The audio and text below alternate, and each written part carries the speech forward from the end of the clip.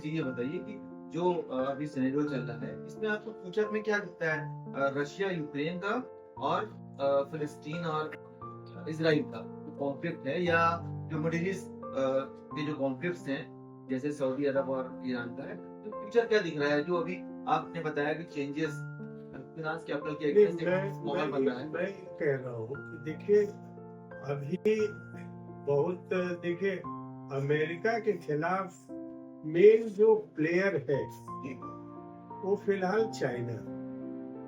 Russia नहीं, America के खिलाफ मेन जो प्लेयर है जी फाइनेंशियल फिनेंशियल है और जो बेस है। जी जी सो ऐसा क्योंकि पहले का ही एक बड़ा न्यूक्लियर पावर है और उन लोगों ने बाइडेन के जमाने में वो शिफ्ट किया चीन से अपना जो उन्होंने हमला कराया, और जिस तरह से उन्होंने वहाँ यूक्रेन और रसा वाया यूक्रेन जो लड़ाई रूस से कर रहे हैं, तो वह एक पहलू जरूर है।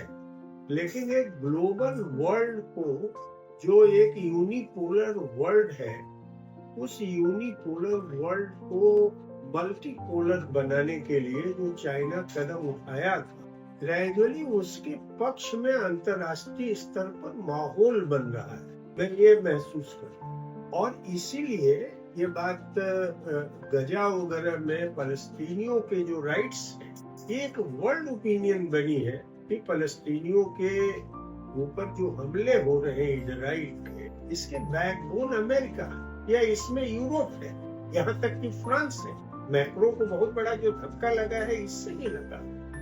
तो मैं कह रहा हूँ कि एक पूरा डेमोक्रेटाइजेशन का जो एक वर्ल्ड वाइड माहौल बन रहा है, इकोनॉमी में पार्टिसिपेशन का, सुपर रिच को टैक्स लगाने का, ऑस्टेरिटी मेजर खत्म करके वेलफेयरिज्म की तरफ लौटने का, और जो वार मॉन्गरिंग है उसके खिलाफ पीस का, यह जो एक वर्ल्ड वाइड सिचुएशन है। तो आज जो पिछले 20 सालों से लोगों में ग्लूम था, एक निराशा थी, वो टूटी है और एक नई awakening world wide against American ये जो डोमिनेशन है अगेंस्ट इजराइल, ये बना है। आने वाले दिनों में मैं तो यही महसूस करता हूँ कि एक बड़ा डेमोक्रेटिक पलट, एक बड़ा डेमोक्रेटिक मूवमेंट हमारे एशिया में भी, अफ्रीका में भी, लैटिन अमेरिका भी लड़ी रहा है। तो इसके खिलाफ यहाँ तक यूरोपीय जनता, यूथ बड़े पैमाने पर इजराइल के खिलाफ जो बड़े नारे लग रहे हैं, सड़कों पर लोग उतर रहे हैं। तो हमको लगता है कि अमेरिकन मोनोपोली और यूरोपीय जो ब्रिटेन वगैरह उसका पिछलगू बना हुआ है, उस पर बराबर चोट बढ़ेगा और बैलेंस वर्ल्ड का बदलेगा। साहब आपका क्या ख्याल है? 100% की शांति देश में, दुनिया में दिखाई पड़ेगी अब? ना अभी नहीं दिखाई पड़ेगी। अभी तो हम वार के करीब हैं, वॉर क्या पड़ेगी? बहुत करीब हैं, और वार बढ़ेगी, क्योंकि जितने भी नेगोशिएशंस की बातें हुई वो सिर्फ टाइम टेकिंग थी। वो इजराइल को टाइम दिया गया था, ना कि नेगोशिएट किया जा रहा था, क्योंकि पूरी तरीके से इजराइल जो है वो अमेरिका का और ब्रिटेन का हेडक्वार्टर, तो वो हेडक्वार्टर खतरे में पड़ गया, ठीक है, वो ड्यू टू पुतिन। और इस पे काफी दिनों से कब्जा करने की कोशिश की गई। सीरिया को जो खत्म करने की कोशिश की, तो ड्यू टू पुतिन जो है वो सीरिया के ऊपर कुछ नहीं कर सके। तो उन्होंने जबकि 80 कंट्री के टेररिस्ट लाने के बावजूद सीरिया की गवर्नमेंट को गिराने की कोशिश की, लेकिन सीरिया क्यों? ताकि इनका जो गैस जाती है रशिया की, उसको बंद करके मेडिटेरियन सी से हम नाटो को एक दूसरा सब्स्टिट्यूट रास्ता देते हैं। तो इसलिए वो सीरिया को खत्म करना चाहते थे। सीरिया जो है वो सबसे पहले इन्होंने पूरी कोशिश की, और अमेरिका ने पूरी ताकत लगाने के बावजूद भी वो सीरिया जो बशर असद को नहीं हटा सके, जिसको कहा था कि बोरिया बिस्तर बांधो और 24 घंटे में चले जाओ।